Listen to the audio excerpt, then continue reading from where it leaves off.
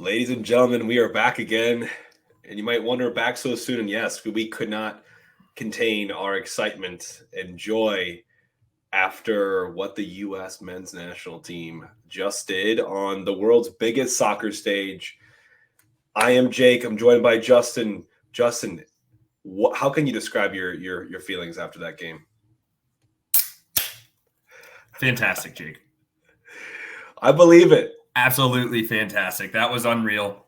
I was standing for the entirety of the second half. My heart rate got up to 124.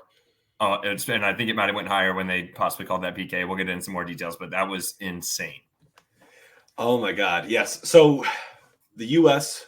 beat Iran in a must-win game, 1-0.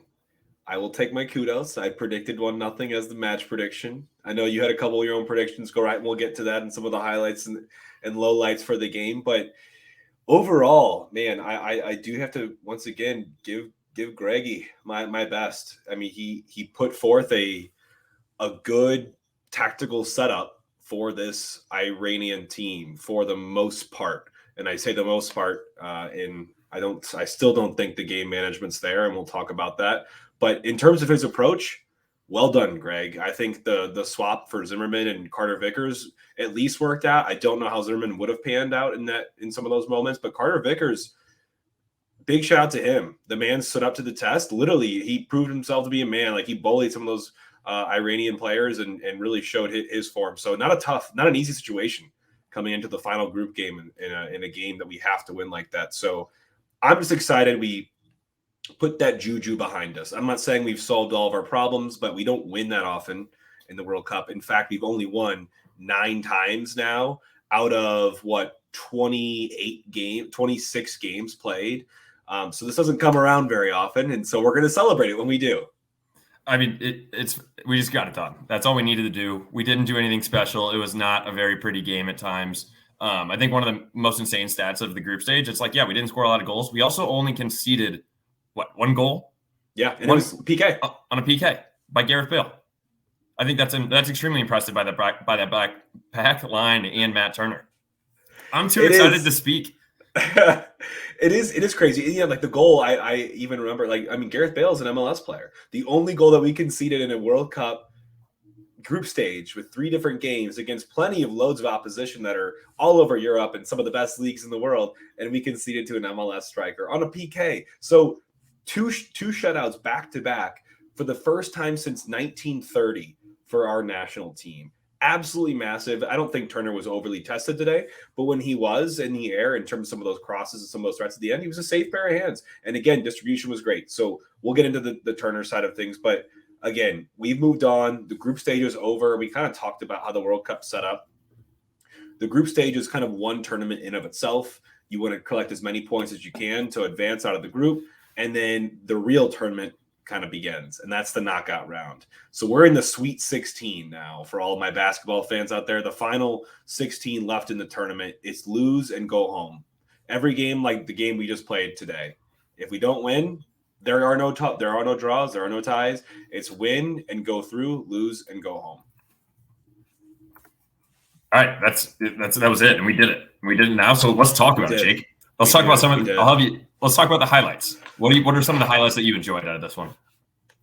I'll start with one, and I'll give you some of the spotlight, and you can take us down some of your highlights. But I think the biggest one for me, and I think it's been growing throughout these group games, has been Serginho Dest. I feel like he has found his footing, and against good teams. He played well against England as well. Today, he was a spark plug. That man was everywhere on the right flank, working a lot with Tim Weah, serving in crosses. He absolutely destroyed some of these Iranian defenders, just made them look silly, put them on ice skates. I mean, he has that ability too. He's one of the best 1v1 dribblers we have on the team. And I think today was his coming out game where he just showed that he's a talent. He's a really, really big talent. I think a lot of national teams would love to have his creativity and his skill set on their team. So I think Dest was my man of the match outside. You can't give anyone but Pulisic. If you take the goal away from Pulisic, which you can't, obviously, and what he did for our team, Dest was, I think, the best player on the pitch for us today. Yeah, I couldn't agree more. And I guess Greg didn't think so. And taking him out and putting in Shaq more. It's like, I understand people are gonna be like, oh, maybe it was like the 82nd. So yeah, 8 minutes left or plus stoppage, which would have been a total of 17 with the 9 extra. And like, oh, you don't want him to get another yellow because then he's out next game. We don't have a next game if we get scored on. Don't take out Dest. I just don't understand it. We'll talk more about the subs later, but another one that I absolutely loved. I loved Aronson coming in off the bench. I think he absolutely killed it. He did it again. He shows why he should be getting more minutes. And I'm not happy that Pulisic got hurt, but like putting Aronson in, I don't think he would have got in at halftime if Pulisic wasn't hurt. So he got a full 45 plus 9. I think he showed very promising stuff and could possibly start in the next round. I think he did too. I actually had him in a little of my lowlights, not because I didn't like what he did. I just think he kind of came in at a tough game state where like we were kind of shifting gears, where we weren't taking the game by the horns as much anymore. We were transitioning a lot to more like defending, and which is not that it's his weak suit, but I think he's much more of himself when he's in an open flowing game. And so I don't think today he hurt his stock at all. You kind of lost him in the end, but you lost almost every part of our forward line by the end of that game. It was non-existent. I thought Musa had another great, strong game. He was gassed. That man emptied the tank, and you could tell. But the way he connects our defense to our offense, he contributes on both ends. He made some great tackles today. The way he can turn on players and some of the moves and just the small things that even the commentators don't even pick up, like these little behind the back passes and just connecting play. I thought he was phenomenal today. And he's the one for me that's also kind of growing in stature in this tournament. He turned 20 years old during today. Yep. So I think that was phenomenal. I think he did a really good job. I agree with you there. I'll also say Sargent. Yeah. I mean, I hope it looked like that could have been an ACL. I mean, obviously it's not. It was just his ankle, but the way how awkward he came down on that, I hated that. But before he got injured, I thought he did a great job, and I think he should definitely be our starter up top against the Netherlands on Saturday. I want to pause there really quick because I do want to make that same mention that you just kind of alluded to is I think we've always been waiting for someone to go into a game as a number 9 and play their way into the next game for sure, like without a doubt. Watching what he did for us today, assuming that he'll be able to recover from the injury, he was walking around after the game. He wasn't going to have a cleat on, but he was walking and celebrating with the team. I hope he's okay. Assuming he's okay, he is a lock for Netherlands. He right now has just solidified himself because of his performance today as our number 9. Couldn't agree more. And I'll say probably last highlight that I really loved. We had 12 shots and 5 on goal. That's the best offensive game we've had. And I know we had to push it, and we'll get into the lowlights later, but we looked so good in that first half. Mm-hmm. And then I know when the subs started coming on, it was all very defensive. I wasn't a fan of that, in my opinion. I don't think you play again. I know the spot we can't lose or tie, but when you start changing your mindset of just need to not tie, then the game gets away from you. We didn't look. It was the most stressful last 30 minutes of that game. I couldn't handle it. And just to round us out then before we go into the lowlights, I do respect the hell out of Pulisic putting his body on the line and just going right into the keeper there. The run that he made was fantastic. The cross from Dest was amazing. It was just such another great goal, another good team goal where it was developing and everything kind of had to come together to make it happen. So I really appreciate him for just selling out and just putting the body on the line. So we can never replace that. And that way it was the difference for us ultimately. And finally, Tyler Adams, again, another unsung hero. I don't think today was his best game, but still another strong game from him. And you can see the leadership that he brings out there, which I appreciate. And finally, like you said, we're creating more chances. We're still trending upwards as a team, which I think is a great, great sign, especially for the youngest 11 that was ever started so far in this World Cup was our team today. And Ream is such an outlier on that. So had he not been that age or been that starting 11, I'm not saying we've been just as good, but he skews our age dramatically, and we're still playing the youngest 11 as of today. So I think we're showing great progression and resilience and heart today. Today was a day like that where you just had to just grind it out. It was not pretty. I almost had a heart attack at multiple times during that, but those guys didn't show it. They definitely looked tired, but they looked like they were determined to grab this game and win. Yeah, they did what they needed to do. All right, let's get the lowlights. Shift gears here. I don't like your first goal still. I thought Aronson did fine. I know you just have here that he had a hot start, worked hard, but he couldn't find much of the game. I thought when the ball was on his foot, he did great. He made some attacking runs, took guys one-on-one. I think it's harder for him to find the ball because he's tiny. But but otherwise, I thought he did a great job. So I don't know. Why do you think that's a low light? Yeah, I just thought, I think I mentioned it already, but it was just because when he came in, we were still kind of on the front foot in the very first part of the second half, and I think he was finding opportunities and already making opportunities and creating, which is exactly what you expect him to do. Because if Pulisic does go out, I love Christian, but we have depth in that area. Like Brendan Aronson for me is like not a poor man's version of Pulisic, but he definitely has a lot of the same attributes. So I'm not like overly worried if all of a sudden Christian's abdominal problem becomes an issue. He definitely doesn't have an abdominal problem. I 100% think he'll start. He already snapped from the hospital saying that he's good to go for Saturday. So you got the thumbs up, the approval from me. But no, I want to see. I do like Aronson a lot, and I do want to see more time of him because I think he has a lot more to contribute, especially in more of an even flowing game where we're not just defending and on the ropes. And you touched on Pulisic being in the hospital with that abdominal issue, if whatever that even is. Yes. That just sounds weird. It sounds like a hocky thing. It's like, mid-body injury. Like, right. We're just not going to talk about that. But we did also pick up another Josh. Hopefully I'm thinking his shoe was probably just off just because it probably is a massive ankle right now. And then Weston looked like he kind of picked something up there at the end, but I think also Greg was taking him off regardless. So I don't know. I think we'll be fine when it comes to injuries. And they have plenty of time. We have till Saturday. So what is that, another 4 days? They got time. We'll be fine. And then I will say, let's get into it because we mentioned it so many times. I still don't understand how Greg manages these games once we get there and how he decides these things. Aronson for Pulisic at halftime, that's an obvious one. That's easy. Kellen Acosta for Weston McKennie. If Weston got hurt, then maybe I get it. Otherwise, I don't get it. I understand he's probably a little bit more defensive-minded, but I'm just not a huge fan of his. And then if you take Haji Wright for Sargent, also an injury, so easy to say. But then Zimmerman for Weah and Moore for Dest. I get the Zimmerman for Weah just to add another aerial threat because he knew that Iran was just going to be dumping the ball long. He was winning those head balls, by the way. He came in clutch. He delivered. He also had some bonehead still plays where I'm just like, I don't know about this Walker guy anymore, but he did have some great headers, so I'll give him that. But more for Dest, I'll never understand why Shaq Moore is getting in the game, and also just not as big of a knock to Shaq Moore, but like trying to put someone into a game with 8 minutes left when if we get scored on, we go home, and you're a right back. Like Zimmerman's going in and just jumping up and down. Shaq Moore has to move his feet and defend, and he's cold just coming off the bench, and I hate it. Yeah. It's for me, it wasn't necessarily the timing of the subs this go around. It was the people that he put on and the impact that they made. Because I think Dest to me was kind of tiring, and we were getting out of this phase of the game where we're going basically 100% defending, and he's on a 100% defending defender. When the offensive threat is gone, I think he loses a little bit of his luster. So I get the thought to get a new right back on that's fresh and healthy. But I think I would play Yedlin and Joe Scally over Shaq Moore every day of the week. Maybe Shaq is just playing incredibly in training. And I don't think he had an awful cameo. It just scares the crap out of me when he comes on the field. I think Haji Wright in his cameo played himself off the depth chart. Like he was virtually nowhere. His decision to go shoot that ball at the end, but what a bonehead play. Like that absolutely killed me. I could feel it coming. And hey, I know everyone wants the glory and put the nail in the coffin and finish off Iran, however we want to say it, and send them home. But that was really poor for me.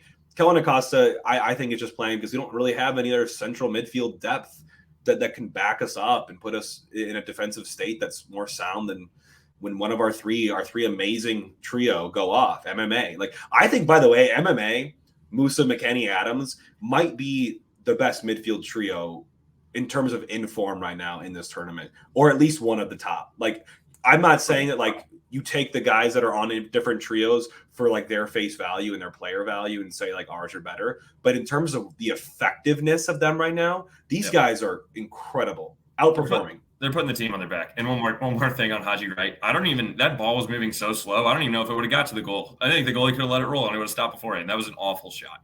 And lastly, we didn't see any Gio. I know we were kind of like, he should play, but we didn't need him at that point.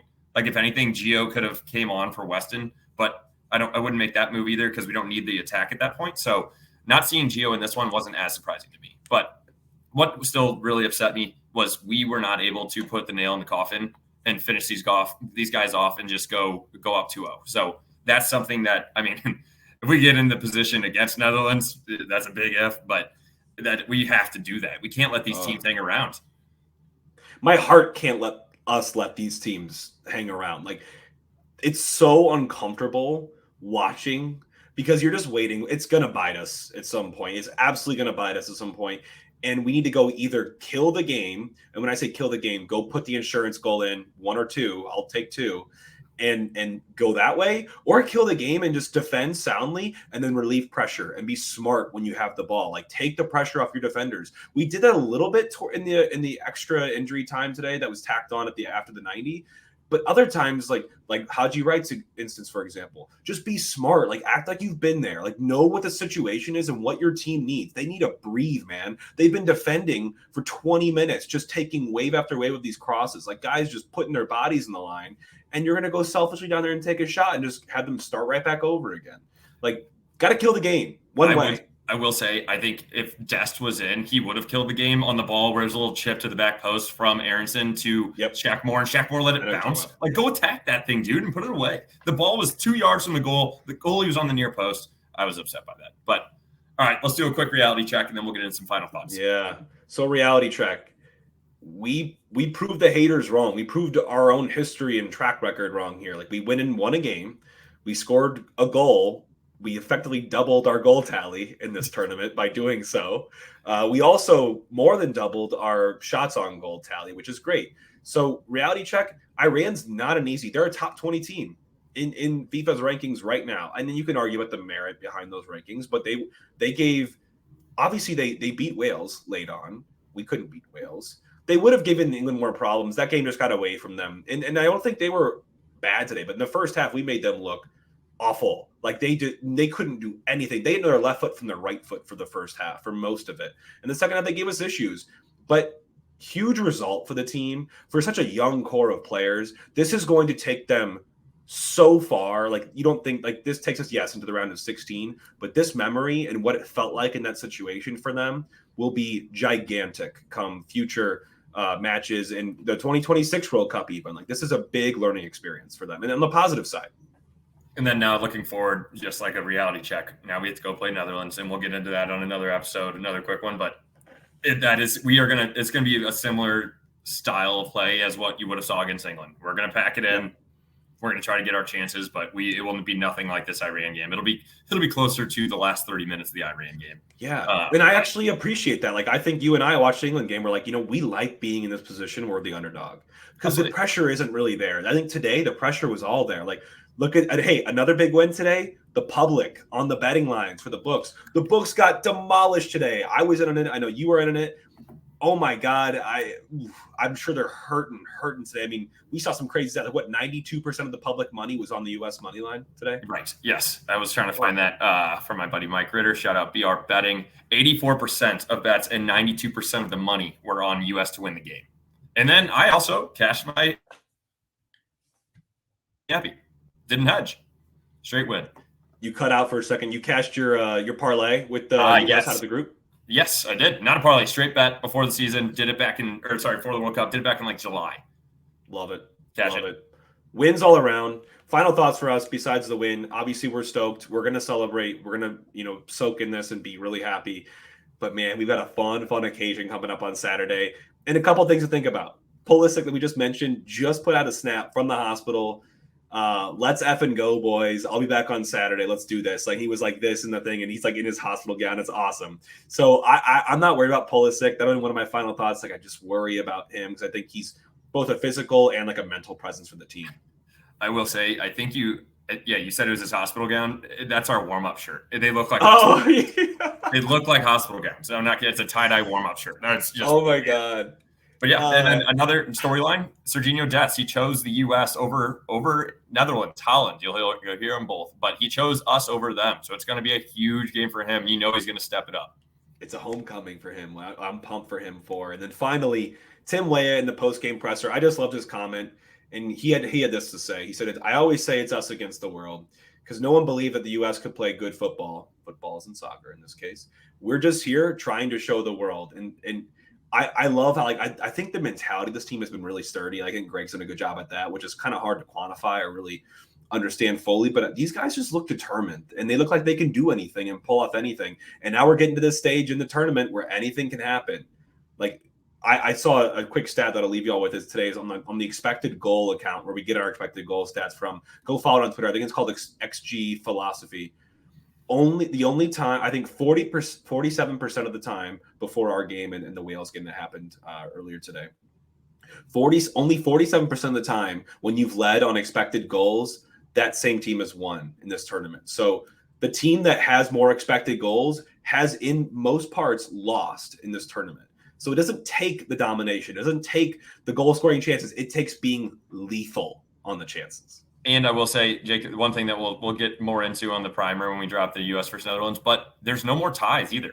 So this stuff can go haywire. 2 15-minute extra times, not golden goals, so they play the 2 15s, then it goes to penalty kicks. Yep. I would love if we get the penalty kicks. Matt Turner is a brick wall. He is. Oh, and as all good things must come to an end, we finished this recap for you all on the U.S.-Iran game. What a blast. I need to calm down a little bit more, go cool off a little bit. But in the meantime, hope you're loving what we're plugging and putting out for you on Twitter, Instagram, Facebook, YouTube, everything. So just a reminder, like, go like and retweet and DM and share that stuff and like subscribe to us and comment. We want to hear from you all. Like we want to do this for you all and for our followers and listeners, and hope you've been able to get some good coverage out of us these last, week or so, 2 weeks now, and we'll continue to. So we'll be back again with a primer for the Netherlands-Holland matchup for the round of 16 game, which is taking place at 9 a.m. Central Time on Saturday morning on Fox. So absolutely stoked for that. We're going to have a good breakdown coming out for you. In the meantime, go follow us and interact with us on socials. Like, we're super active, and we love to hear from you all. Let's do it. Awesome. Thanks, everyone. Go USA. Go USA.